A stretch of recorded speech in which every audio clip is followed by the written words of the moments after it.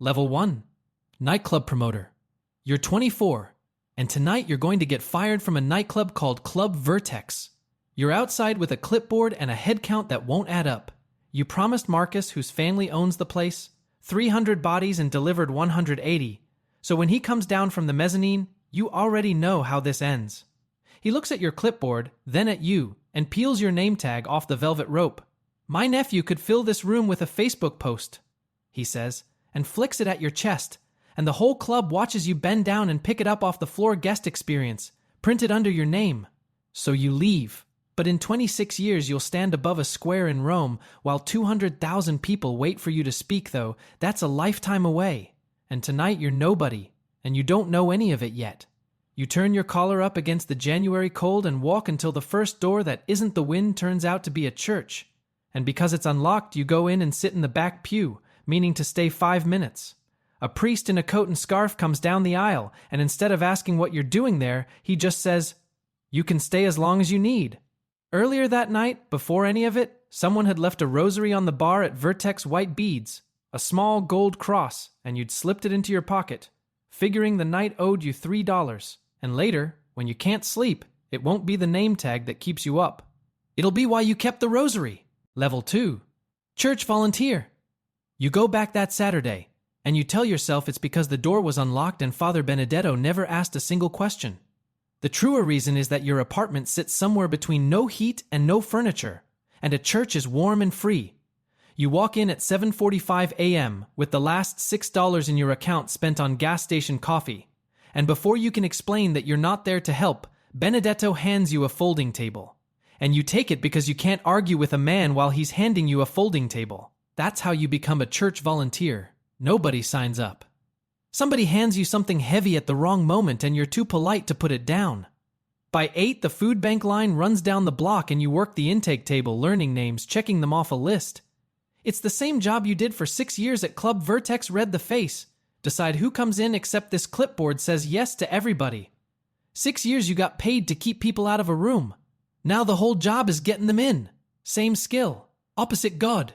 3 quarters down the line, a man steps up and you both clock it in the same second. You turned him away from the club 8 months ago, held the velvet rope while his group of 7 stood in the cold. Now he's at a food bank and you're the one behind the table, and neither of you says a word about it. You check his name off the list. He thanks you. You agree without speaking to let the velvet rope stay in the past. When the line thins out, Benedetto comes over. "You're good with people, aren't you?"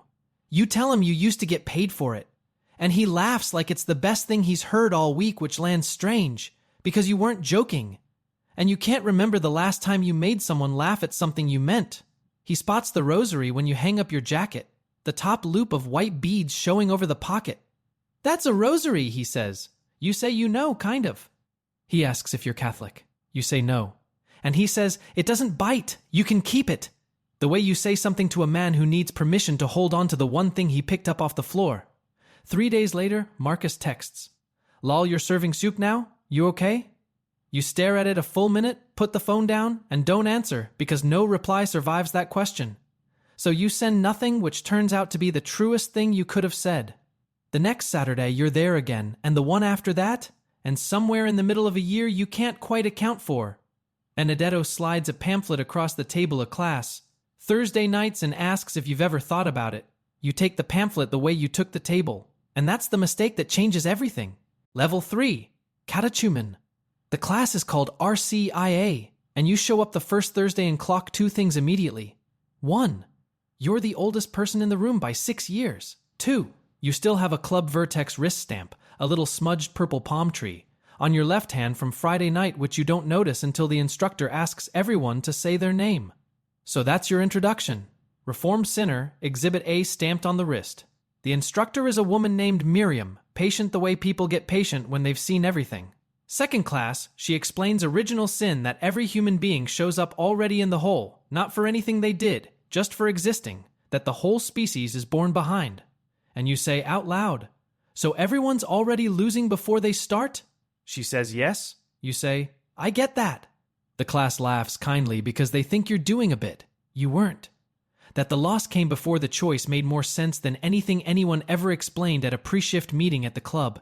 You might be the only person alive who heard you were born losing and felt relieved. Then Marcus finds you on the sidewalk coming out of Mass in February. He heard from someone.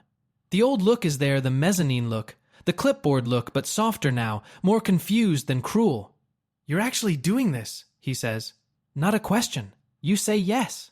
He says, "Your old crowd's going to think you lost your mind." And you say, "I think I found it." He stands there a second, can't decide if that's funny or disturbing, and walks off, and it's the first time in your life you've said something to Marcus he couldn't answer. You don't notice until you're half a block gone. Then you let yourself smile about it once. Easter Vigil. April, near midnight, the church black except for candles. Here's the part nobody warned you about. They don't sprinkle you. They walk you to a font of cold water, and Benedetto puts a hand on the back of your neck and lowers you all the way under. And in the half-second you're beneath it, no sound, no light, no air. The old reflex fires anyway. The bouncer's reflex. The one that always knows where the exits are. You actually clock, underwater, which way you'd go if this went wrong. Then he lifts you up, streaming, into 200 people in the dark, and you understand there's no exit from this one. That's the entire point. You were never supposed to find the way out. You were supposed to stay. You think about the January doorway. 2 a.m. then, midnight now. Same hour, different door. And when Benedetto asks you, 4 hours into a conversation you'll never fully repeat, whether you've ever thought about the priesthood, you don't say no, which is how a man with the worst reason on earth to believe in anything ends up at the public library printing a seminary application, hands shaking, not from doubt but from how badly he wants it. What you don't know yet is that the seminary already has someone waiting for you. Front row, level 4. Seminarian. You enter at 28. Most of your classmates are 22, straight through Catholic school into this building in one unbroken line. You came in from a nightclub by way of a food bank, with a gap in the middle that doesn't appear anywhere on your application. And there, in the front row of every lecture, is Marcus. The same Marcus who fired you because old family money came with old family faith, and the pedigree that ran a nightclub opened seminary doors just as easily. Perfect Latin, spotless grades, the mild contempt of a man who has never once had to earn his way into a room. He doesn't invite you to his study group. Not dramatically. He just doesn't. You are drowning in the classroom. First philosophy lecture, Professor Damiani writes, "Substance and accident." On the board, and you understand neither. You write a question mark in your notebook and cross it out. Because on day one you refuse to be the guy who already needs a question mark. Damiani stops you after. "It seems you spent your education elsewhere. You did 6 years reading faces at a door, and none of it maps to a philosophy exam." You thank him for the insult and go pray a rosary you're not sure you're doing right. Then, one night in the second semester, everything you actually know turns out to matter. 3 in the morning, and one of the 22-year-olds, one of the golden ones, the ones who were always sure, is out on the fire stairs in a t-shirt in February, not crying, just gone quiet in a way you recognize on sight, because you spent 6 years watching a room for exactly that face. The others hang back. They have words for grief but no idea what to do with this. You don't go get anyone. You just sit down on the cold step beside him and don't say a thing, because you learned in 100 back rooms that you don't fill a silence like that, you wait inside it. You sit there until the sky goes gray. He never tells you what it was. He doesn't have to. The next morning in pastoral care, Father Okafor asks the class what you do with a person who won't speak. And 19 students say presence, affirmation, accompaniment, and you say, "You don't fill it. You wait inside it." Okafor writes something down and says, "Say more." And for the first time since you arrived, you've answered a question right, and it isn't one they can grade. Your phone still carries the group chat from the club days, running without you now. One night a photo comes through a venue opening, lights in a crowd, a room working the way you used to make rooms work, and you wait to feel homesick. What you feel instead is closer to grief, for the version of you who believed that was as big as it got. When you move into the dorm, you pack your old apartment in an afternoon. The club Vertex jacket goes on a wire hanger in the closet, and the white and gold rosary is still in the inside pocket, right where you tucked it that first night. Though you long ago stopped thinking of it as living there, you shut the door and forget the jacket inside a week. End of first year, you pass by 3 points. Statistically, the worst acceptable seminarian in the building. Benedetto drives up and over refectory coffee says quietly, "You understand people better than anyone I've seen come through here. That's rarer and more necessary than Greek." You file it away. You're getting very good at filing things away, which helps, because the next room they put you in is one nobody can be trained for.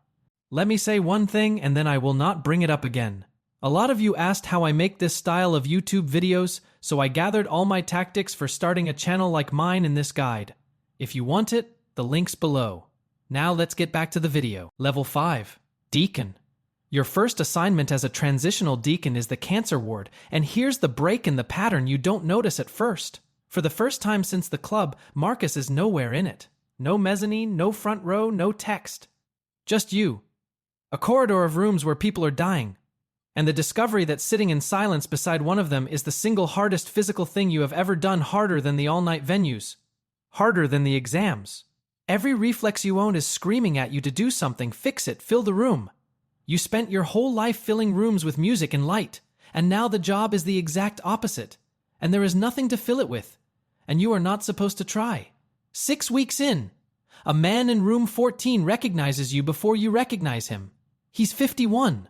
Last time you saw him, you were 24, and he was on the wrong side of your velvet rope at 1 a.m. Wrong shoes, wrong attitude. You genuinely can't remember which one of 50 people you waved off that night without a thought. Now there's a TV bolted too high on his wall, stuck on a channel of judges yelling at people, and a window facing a brick shaft, and he clocks you in a heartbeat. Neither of you mentions the club. Some coincidences you just let sit in the room with you, unintroduced. You bring him communion Tuesdays and Fridays.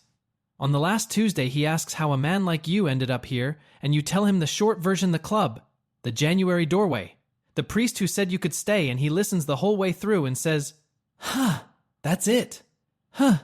But he says it the way a man says it when he's finally understood something that only makes sense once it's nearly over. Then he asks for a rosary, and he doesn't have one, so without thinking you take the cheap wooden one out of your pocket and put it in his hand. You get all the way to your car before it lands that you carried that thing every day for 2 years and gave it away in 3 seconds and would do it again. And that's when you get scared. Not bad scared, the other kind. 3 weeks later, a family asks you to preach their father's funeral. You've never done it. You spend 3 nights on the homily and time it at 4 minutes and 11 seconds. Afterward, the widow takes your hand in both of her, small woman, dark coat, and says, "I don't know where you came from, but you found the right words." You almost say, "A nightclub in New Haven, ma'am." Instead you say, "I'm glad it helped," and you mean it more than anything you've said in years. At your ordination, your side of the church fills a pew and a half. They send you to a public hospital chaplaincy while the golden ones go to parishes with pipe organs, and you don't complain. You go on Tuesday. What you don't know is that the next parish they hand you is one the diocese has already quietly written off, and the only reason it's about to matter is that someone you'd never expect is about to decide it should. Level 6. Priest. St. Anselm's has a leaking roof, a congregation of 34 on a good Sunday, and a previous pastor who burned out and asked to be sent anywhere else. The diocese gives it to you because you have no standing to refuse. That's the whole interview. You walk through on a Monday in August. A brown water stain over the side altar, shaped like something you'd rather not name. Kneelers held together with electrical tape. A rectory that smells of old coffee, and a building running years below capacity. But building a crowd is the one skill you walked in the door with, and it turns out to be the only one worth anything here. So you rent the parking lot and throw a fare a barber giving free haircuts, a table of ambrosia salad nobody will admit to bringing, a bounce house by the hour, a cover band that only knew songs recorded before 1985 and played everyone for gas money. 200 people come. 43 show up to Mass the next morning. The bishop's report notes a 20% jump and does not ask how, because he does not want to know that the growth strategy of the Roman Catholic Church in this one parish was a bounce house. You start learning names, kids' names, the things people lie awake over. One of them is Eduardo 73, every Sunday stays for coffee. Talks about his late wife and his tomatoes and his standing conviction that his neighbor's tomatoes had no business being that big. When he's too sick to come, you visit weekly. You say his name in prayer 300 times over 9 months. He dies on a Thursday in March, and at his funeral, the church nearly full for the first time since you arrived, you realize, standing at the ambo, that in 300 prayers you never once learned his middle name. You find it that night in an online obituary, Eduardo Ramon Castillo, and write it on a notepad taped above your desk. That's the part nobody warns you about. It isn't that the work is hard. It's that the hardest part is never the part you saw coming. And then the parish should die, and it doesn't because the money comes. A diocesan fund nobody told you to expect, redirected onto your leaking roof and your taped kneelers. And when you finally chase down who signed off, the answer stops you cold. Marcus. The same Marcus. He never calls, never mentions it, never collects. For 30 years you'd have bet your soul he would stand at the edge and watch you go under, and instead, once, quietly, he threw you the rope. You have no idea what to do with that. You've built an entire self out of Marcus being the enemy, and he just refused to be one. For about a week you let yourself feel something dangerous, that maybe the story you'd told about him for 30 years had a flaw in it, that maybe two men can start on opposite sides of a rope and end up, eventually, on the same one. It's the softest you've been toward Marcus since you were 24. It's also the last time you'll feel it. Though you don't know that yet. You should have asked why. You'll have your answer inside a year the morning a file lands on your desk with a name on it that both of you love. Level 7. Bishop. They make you an auxiliary bishop of Hartford at 47 counties, 40 parishes, half of them broke. Which is the one crisis you happen to be overqualified for, because you learned poverty from the inside. A church held together with electrical tape, and before that, an apartment held together with nothing. You may be the only man in the room who was ever actually poor, and nobody warns you that being a bishop is mostly spreadsheets. You pictured incense and moral weight. You got 40 roofs, a pension shortfall, and a hat that makes strangers at a fundraiser either kneel or quietly back away. The ex-bouncer from Club Vertex now approves boiler repairs across 3 counties, and somewhere out there, you figure, Marcus's nephew is still filling rooms with a Facebook post.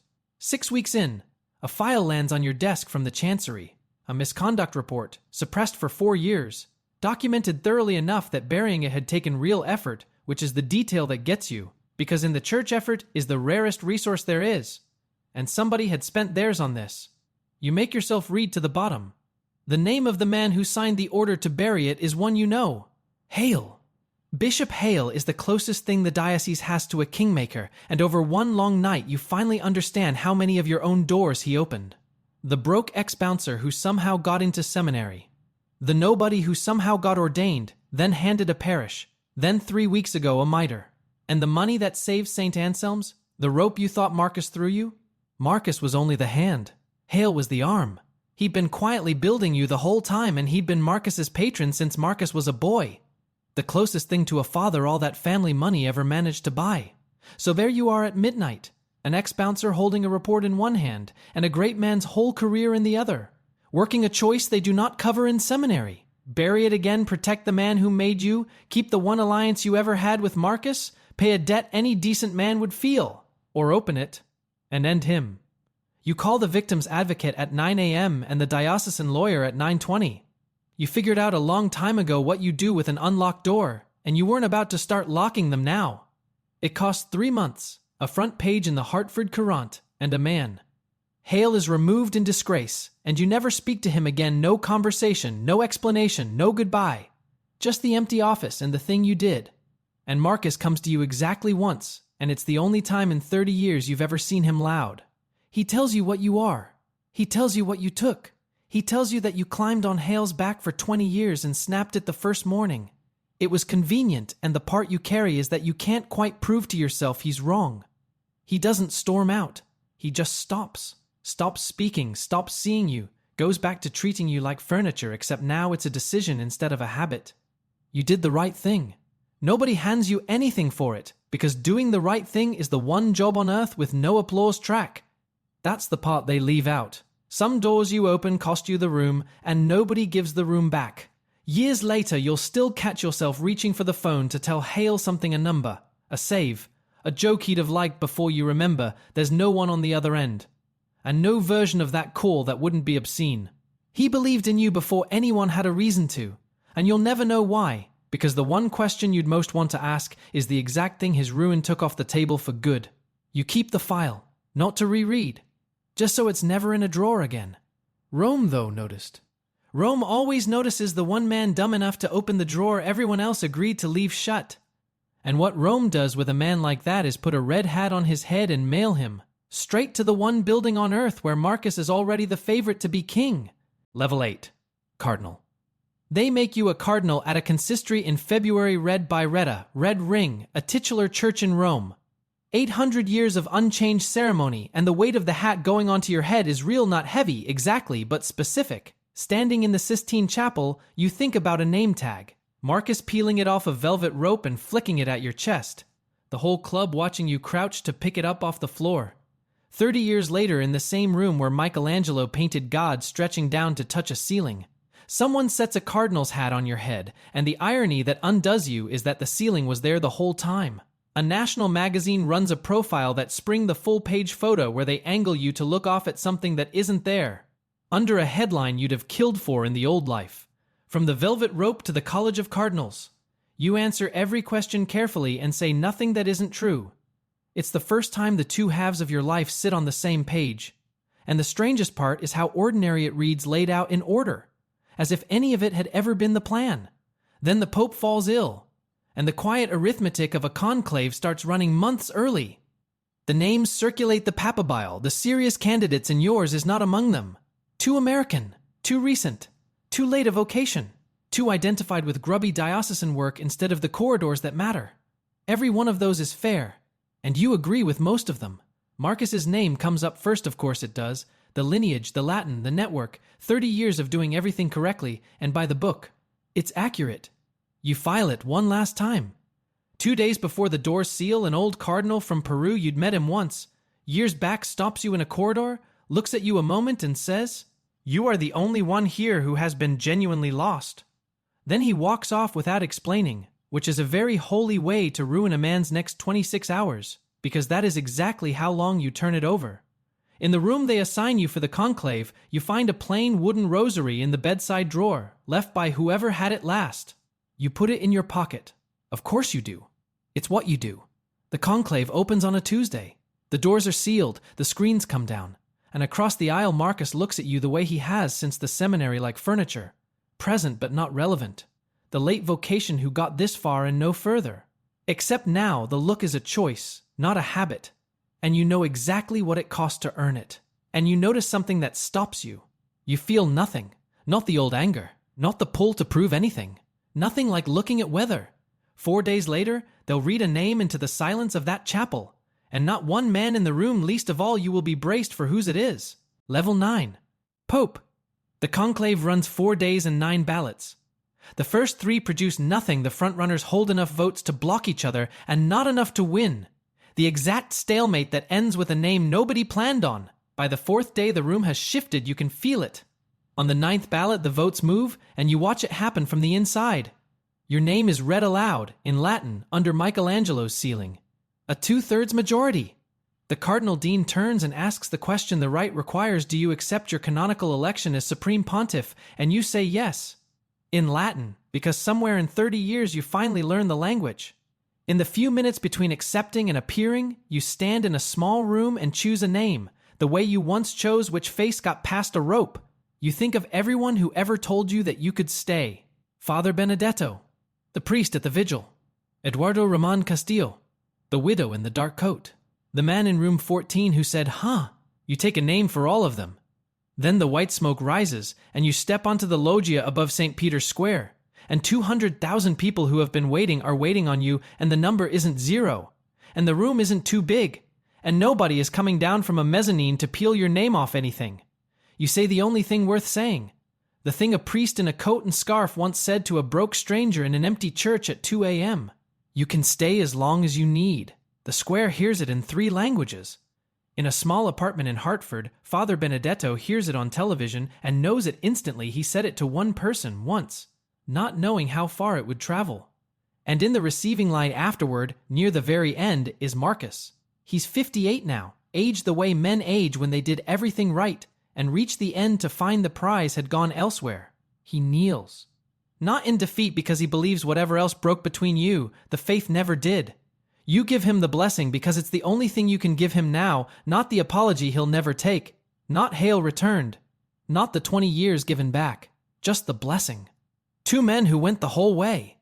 One through lineage and certainty, one through a club and a January doorway and a rosary prayed badly in the dark. Both of you arrived. He just knelt to the one who came the long way around, the one still carrying what it cost to get there.